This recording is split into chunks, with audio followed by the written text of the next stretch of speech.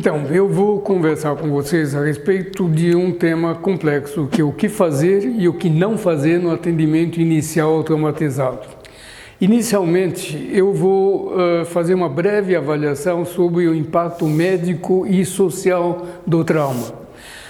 Então, vejam, o trauma, na realidade, faz parte da história da humanidade desde os seus primórdios. Sempre houve traumas intencionais ou não decorrentes da própria evolução da espécie humana.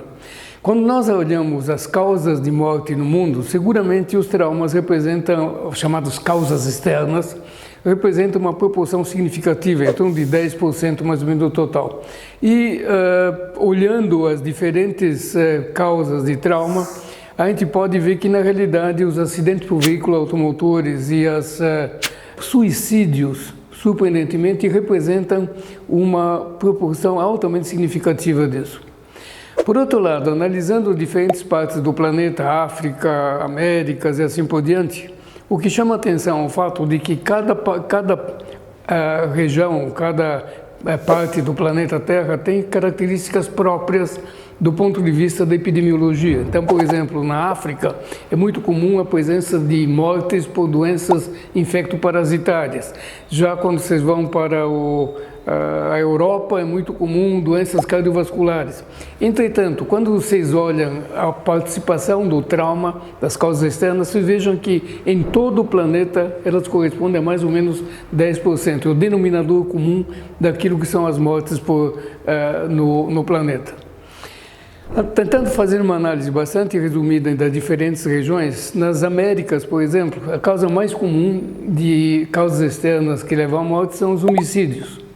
Já quando vocês olham no Pacífico Oeste, por exemplo, no Japão, vocês vejam que os suicídios são a causa mais comum. No Mediterrâneo Leste, os acidentes por veículo automotor predominam. E vejam que, de qualquer forma, de acordo com a Organização Mundial de Saúde, existem entre suicídio, homicídio e guerras cerca de 1,5 milhão de pessoas que morreram num ano. Então, vocês vejam que é um problema realmente muito crítico. Sendo que da violência intencional, seguramente nas Américas particularmente, existe uma prevalência importante na Colômbia e Salvador, o Brasil, dados isso de 1997, mas acredito que dados recentes podem mostrar exatamente a mesma coisa. Talvez o Brasil tenha crescido mais ainda, infelizmente, nessa sequência. Obviamente, além das mortes, o fato da pessoa ser vítima de uma causa externa, qualquer que seja, faz com que ela não consiga viver. Logicamente, ela morre. Existe, portanto, um número de anos de vida perdidos. Então, vocês vejam que, na realidade, nas diferentes regiões do planeta, as causas externas representam uma dos motivos mais importantes de perda de anos de vida. Por quê? Porque elas ocorrem em pessoas jovens, diferente do que acontece com problemas cardiovasculares. Dando uma olhada rápida no Brasil, vocês vejam que, comparando o Brasil com outros países da América, vocês vejam que, na verdade, o Brasil se situa numa posição infelizmente, de destaque. Nós somos um dos países mais violentos da América. Vocês vejam que as causas externas praticamente se mantêm como a segunda causa mais importante, praticamente perdendo apenas de doença do aparelho circulatório e, eventualmente, em neoplasias. Mais uma vez, insisto que são causas de morte de pessoas de idade, enquanto que traumas, causas externas, representam a causa de morte de pessoas jovens. Fazendo uma avaliação através do tempo, você veja que realmente, enquanto as doenças infectoparasitárias foram se reduzindo progressivamente, houve 3 aumentos significativos de doenças cardiovasculares e de neoplasia. Volto a insistir, por uma idade maior da população, mas na realidade o trauma também aumentou progressivamente. Só para você ter uma ideia, o número de mortes por trauma, comparando as últimas décadas, vocês vejam que em 1979 havia mais ou menos morriam 50 mil pessoas por ano no Brasil. os últimos dados que eu tenho, o número passou para praticamente 150 mil, o que realmente é uma coisa assustadora. Só para vocês terem uma ideia, inclusive evolutiva, vejam aqui uma informação comparando os anos de 80, 86, 2004, as diferentes causas de morte. Vocês vejam uma coisa muito interessante, que as doenças do aparelho circulatório aumentaram de 50%, as neoplasias de 130% e as causas externas de 60%, mais do que as doenças cardiovasculares.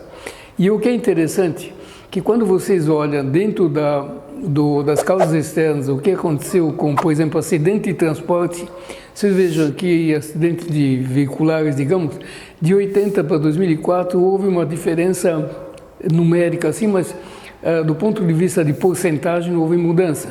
Mas quando vocês olham agressões, mortes por arma de fogo e quedas, vocês vejam que houve nesse período um aumento altamente significativo. O número de quedas por causa da idade da população e as outras duas por uma série de razões que nós vamos analisar mais para frente. Vocês vejam aqui um aumento, afinal, altamente significativo das agressões, que passou de 20% para quase 40%. Né? E ferimentos por arma de fogo passou de 12% para quase 30%. E, na realidade, então, mais uma vez, analisando comparativamente com diferentes faixas de idade, vocês vejam que, na realidade, as causas externas são um denominador comum em todas as faixas de idade, particularmente nas faixas mais jovens. E nessa faixa, o que é importante, são fundamentais os homicídios com um aumento significativo. Entre jovens, vejam que ferimentos por arma de fogo na faixa etária de 15 até 25 anos representam uma proporção maior, muito mais significativa, praticamente de todas as demais, mostrando realmente que nós vivemos num momento muito crítico da nossa situação social e cultural. O que eu quero chamar a atenção é que, na verdade, nessa nossa conversa, que vai durar uma hora ou pouco mais, seguramente vão morrer no Brasil cerca de 15 a 20 pessoas e vão ficar com sequela, com alguma sequela definitiva, alguém como amputação, cegueira, lesões neurológicas graves, cerca de 50 ou mais pessoas. Quais são, então, os problemas básicos que levam a esses problemas? Um dos problemas são os investimentos precários em saúde. Vocês sabem que os serviços de emergência, na realidade, são extremamente sobrecarregados e, infelizmente, os gastos públicos em saúde no Brasil são extremamente limitados. Quando vocês falam, e causa externa em geral, tem um investimento, um desgaste econômico grande. Só para vocês terem uma ideia, isso aqui são dados de 2003, mostrando custos de paciente internado e não internado em acidentes de trânsito nas aglomerações urbanas do Brasil. Vocês vejam que realmente os acidentes graves chegam a custar, doente internado chegava a custar mais de 90 mil reais. Quando você fala e esses custos médico-hospitalares representam mais ou menos 15 a 16% do total. Existem outras causas importantes, de modo que o aumento dos custos, digamos, os custos decorrentes de causas externas são extremamente elevados e representam um grave desafio para nós. Além disso, quando você fala de atendimento traumatizado, existem alguns ingredientes fundamentais. Um é o atendimento pré-hospitalar, o atendimento hospitalar, a necessidade de recursos e particularmente de profissionais qualificados. A peça mais importante, mais representativa do atendimento de qualquer parte da medicina e também do trauma é o próprio médico. Se o médico não tiver uma formação adequada, não adianta dar recursos, investir em tecnologia, precisa investir em formação profissional. Muito bom. Além disso, um outro problema são as taxas elevadas de fecundidade. Quando vocês olham o que acontece no momento no Brasil, que realmente tem cada vez mais filhos nascendo, particularmente pessoas de menor renda, que é exatamente o contrário do que acontece na Europa. O que é importante é que vocês façam um investimento no sentido de optar por alternativas, para tentar reduzir a natalidade. Outro aspecto importante são elevadas taxas de pobreza. Só para vocês terem uma ideia, a proporção, isso são dados de 2004, a proporção de pobres no Brasil, 31%. Taxa de trabalho infantil, 12%. E esse é um dado de 2002, no município de São Paulo, quase 600 mil chefes de família vivendo em situação de pobreza, certo? O que era? 1,5, vamos dizer, salários mínimos ou menos. Então, na realidade, além disso, existe uma correlação clara que vocês veem nesse positivo entre pobreza e violência, certo? Afinal, quanto mais pobres, maior a violência. Quanto menor a escolaridade, maior a violência. Outro aspecto é a urbanização crescente. Quanto mais tiver, digamos, uma urbanização, mais fácil, e aliás, todo dia, é só vocês lerem o jornal, qualquer jornal, vocês vão ver que isso é verdade. E no Brasil, infelizmente, vocês vejam que houve, com o passar dos anos, um aumento progressivo de população urbana e um aumento progressivo do coeficiente de mortalidade por causas externas. E, infelizmente, o que nós notamos, comparando dados de 1940 com dados de 2000, é que está havendo uma urbanização cada vez maior e, portanto, o que nos espera no futuro é uma situação mais crítica, mais difícil. Além disso, características culturais da população, né? O Homo sapiens, na verdade, eu chamo cada vez mais hoje em dia de Homo stultus, que em latim quer dizer exatamente o contrário do sapiens. Sapiens é inteligente e capaz, o stultus quer dizer burro, despreparado. E, infelizmente, o que nós temos,